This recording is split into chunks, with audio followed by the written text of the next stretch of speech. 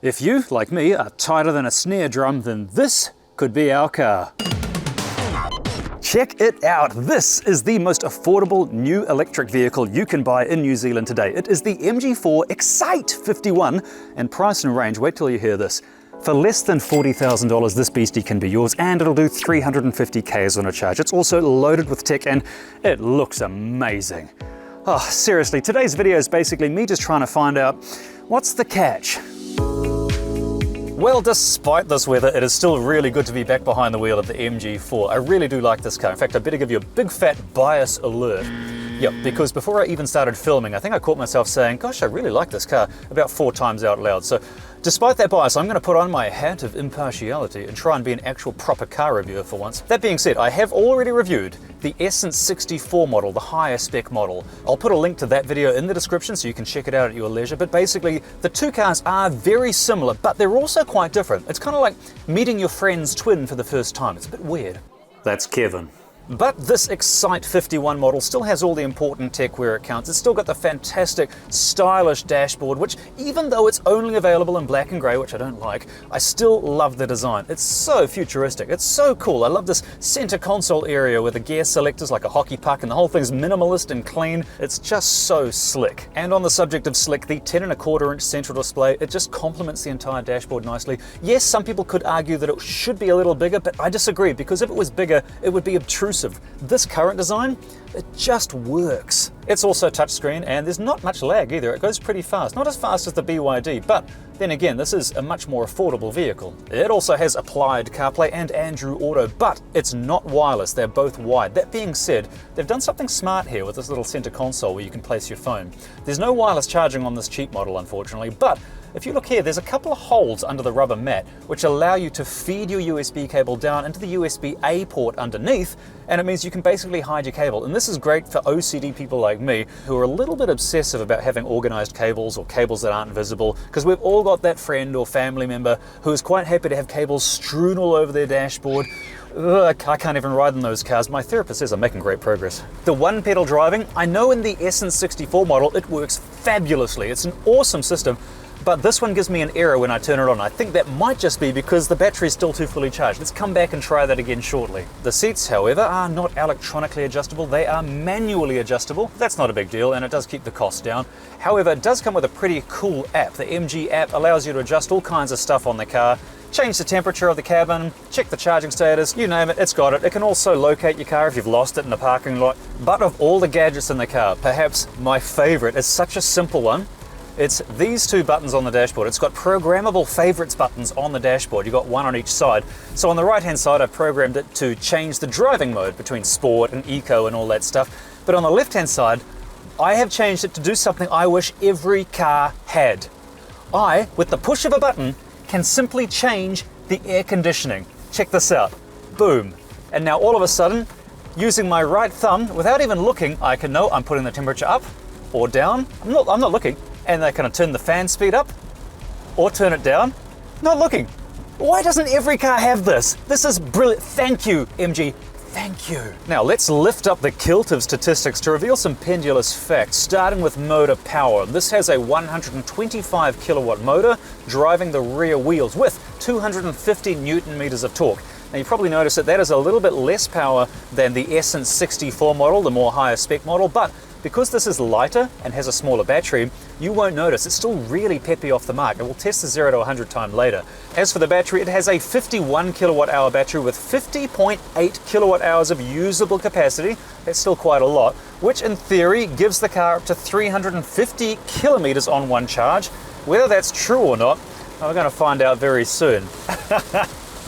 This weather is terrible. I'm so glad I did the introduction shots half an hour ago before it started hosing down. This means I can talk to you about the exterior styling. I don't care what else you say about the MG4, look at that exterior styling. It is stunning. It's like electric car used to be synonymous with hideous or weird or bean-shaped or bubble-shaped, but not anymore. Now they look sleek, they look cool, they look genuinely more expensive than they actually are. Even things like the wheel covers on the car look good. Those 17-inch wheels have plastic wheel covers on them, but you'd never really know they were plastic until you got a close-up look. Like, remember back in the 90s, we used to put wheel covers on our cars to look like wheels because we couldn't afford mags. And we used to tell ourselves they look just like mags, but in retrospect, they're as believable as me and drag.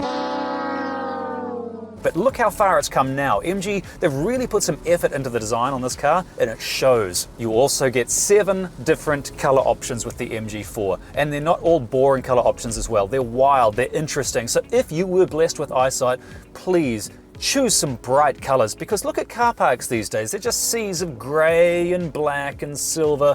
It's so boring. Liven the place up. Get an MG4 with some bright colors. You also don't get one of the coolest design cues the Essence 64 has to offer, and that is the cool rear split spoiler at the top of the rear window. The Excite 51 doesn't have it. There's only a couple of blank plastic panels there where it looks like it should go. But don't fear, because this car is made in China.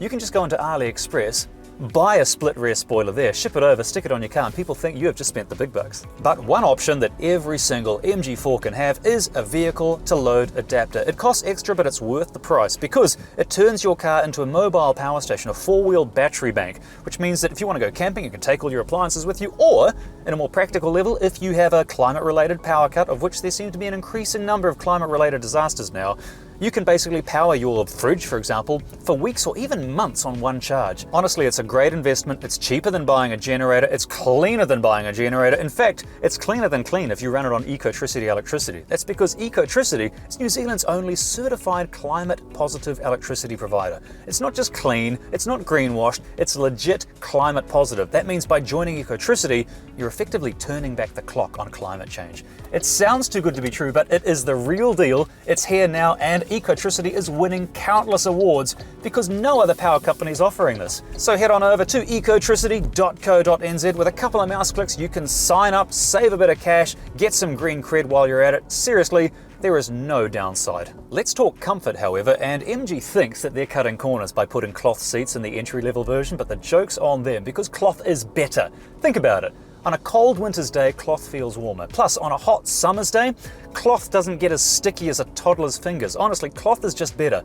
And an MG4 in the entry-level version, every time you drive, you'll be touching cloth. I prefer that. Plus, there's heaps of space in here, so much room in the front of the cockpit. Plus, not only that, the back has got a reasonable amount of legroom. I'm 5'10", and there's still a reasonable amount of room above my head. Plus, I've got some extra legroom. That's owing to the really long wheelbase on this car. Honestly, this is a great family car because it's got heaps of space. There's also a couple of ISOFIX points in the back there behind the Velcro straps if you want to strap your kids into kids' seats or just your adults. The driver's seat height is also pretty good. If you raise the seat to its maximum height, it's about 66 centimeters off the ground, which is great if you've got limited mobility or if you're basically just my age. And I'm not saying I'm old, but when I was young, rainbows were still in black and white. But while getting old is a fact of life, buying a minivan is not mandatory when you've got cars like this instead. So let's take this thing out into the countryside to see if it's as sporty as it looks. And we are off into the countryside. The mission is to not only check the handling, but also check the efficiency, because the official efficiency rating for this car is 18 kilowatt hours or units of electricity per 100k. And that's quite high for a car that's not that big and not that heavy. See, my real-world efficiency in the last 50 kilometers of city-only driving is 15.6 kilowatt hours per 100k. That's much more normal, so I wonder, is it just a mistake in the literature? I'm going to find out. In the meantime, however, let's talk range, which officially is 350 k's per charge, and that's according to the WLTP cycle. And if you're new to electric cars, that cycle is basically a combination of different scenarios and then take an average. WLTP is a silly long acronym. I'll put the meaning on the screen, but I like to think it stands for way less than predicted. Because in typical New Zealand conditions, take that WLTP range, take 15% off, and boom, that is your real-world New Zealand range. So let's see how accurate that is. All right, we are getting on the motorway and we are finally escaping Auckland. Okay, first I want to reset the trip computer, reset the efficiency stats, which I can do that by pressing the button on the steering wheel. Okay, that's been reset. Let's see if the efficiency improves from the official figures now that we're on the motorway. In the meantime, I can test out the adaptive cruise and the lane keeping assist. Okay, I've got the lane keeping assist and the adaptive cruise on right now, and to be honest, it's doing better than it did last time I test drove one of these things. This seems to have improved. Have they updated the software that quickly? Or have I just got a better slice of road? Tell you what though, this thing is ridiculously comfortable on the motorway. Admittedly, we're on a smooth slice of tarmac, but it is just gliding over any little imperfections, and part of the reason for that is that it has a stupidly long wheelbase. So the distance between the front wheels and the back wheels is 2.7 meters. To put that in perspective, remember cars like the Toyota Crown back in the mid-80s? Big luxury sofas on wheels. Well, this has a slightly longer wheelbase than that. And all this in a fairly compact car. That means that there's a wheel on every single far corner. It just increases the quality of ride. It also means that I reckon this car's going to have really high sleepability ratings in the back. Like, remember when you were a kid and you fell asleep in the back seat of your parents' giant car? Well, I reckon you could do the same in this. Honestly, within about 10 minutes after leaving the family function at 9 o'clock at night, your kids will be out cold in the back, seriously. And if you want to tow stuff, this car also has a 500 kilogram tow rating. That's great for a garden trailer or a small boat or something like that. But if you look at the front, if you pop the bonnet, you'll notice that even though there is a little bit of space, you can see some light through there, that plastic cover means there's no fartment or front compartment to store anything. So yeah, all your spuds have to go in the back. I've been working this thing pretty hard, powering up the Bombay hills, but despite all that, the efficiency is still very good. It's much better than what the literature said it would be. I've done 61 kilometers so far since I began, and my efficiency has been 14.7 units of electricity per 100k. That's not bad, that's much better than what the literature said it would be. But right now I'm very near my top secret driving road, and it would be an absolute sin not to throw this thing through the corner, so let's see how it handles. And we've made it to the top secret driving road, and I'm not going to tell you where it is because then you'll all be down here every Sunday. It is a lovely little slice of tarmac. This is the lightest MG4 out of the bunch because it has the smaller battery, but because it's still got 125 kilowatts and it's got 250 newton meters of torque in the back, it still goes pretty good. I mean, it is just over 1.6 tons, but because that battery pack is slammed right down low against the road, it handles much better than you think it would for a hatchback. For example, in a Peugeot E208, great fun little city car, but it does wallow a little bit. Or on the other end of the scale, you've got the Tesla Model Y, which sticks like glue to the roads, but your bones will be jarred from their sockets. This is such a happier compromise. Now, as good as this is with 125 kilowatts, as far as I can tell, it is the exact same electric motor driving this as it is in the more expensive models. So I wonder if there's any hackerologists out there that could tell me how easy it would be to unleash that extra 25 kilowatts. Sure, we'd void the warranty in the process, but wouldn't it be fun? I know I'm waxing lyrical about this thing, but even the steering is good. Like in some electric cars, you'll get steering that's so light and city friendly that there's no response. It's like arguing with the shampoo bottles in the shower, but this has just got the right blend. It's like they've really put some effort into it. This is compromise in its most positive sense. When you say compromise, you think bad, but no, this is a good compromise between handling like a dream, but also being really comfortable. Like whether you're an actual serious driver or you just like to pretend you are for the camera, like me, you'll still get a lot of positive feedback out of this car. You'll really appreciate it. Look at that, I'm smiling again. I'm smiling, that's a legit smile. Oh God, it's over. Okay, all right, that's it. You know you're having fun when my top secret driving road ends that quickly. Okay, enough fooling around. Let's talk charging. Oh, of course, you've got options. You've got the granny charger that comes with the car, but this is slower than wading through peanut butter. You're looking at about 35 hours for a full charge. So I'd recommend getting one of these. This is a 7 kilowatt wall mounted charger. This is an EVNEX E2 charger. In my opinion, this is the best charger you can get right now. It means that you could utilize the full potential of your electric car, charging from flat to full overnight, every night, and you'd be looking at about $10 if you're on the EcoSaver plan with Ecotricity. I made a video showing the installation of this machine and how to use it. Check out the link in the description. But what if you want to go on a road trip? Well, for that, you need DC rapid charging. And for that, you're gonna want one of these. This is a rapid charger, and there are hundreds of these installed around New Zealand by ChargeNet, which is New Zealand's largest charging provider. If you're gonna get an electric car, sign up with ChargeNet, grab yourself a key fob. It means that you can drive the entire length of the country on electric power alone, and best of all the electricity from ChargeNet's hyper rapid chargers and rapid chargers all comes from Ecotricity, so it's climate positive. There is no downside to going electric. To use one of these as a piece of cake, you grab the plug and you plug it into your car, and then you swipe your key fob or use the mobile app, and that's it. The car does the rest. But it's not all puppies and rainbows. There are things I don't actually like about the MG4 Excite 51. There are some things you don't get in this model that you do on the fancier version. For example, you don't get voice commands. That means that I can't control things like the radio or the climate control. I can still use Google commands, but that's not going to control the climate, is it? Same goes with the seated heats. Not only can I not command them, you don't have them. The entry-level version does not have seated heats, nor does it have a heated steering wheel. The other thing you don't get in this entry-level version is a 360-degree camera system like you do in the Essence 64. This one just has a reversing camera and a kind of blank space on the right-hand side of the screen. It's a shame they couldn't put a vase of flowers or something useful in there.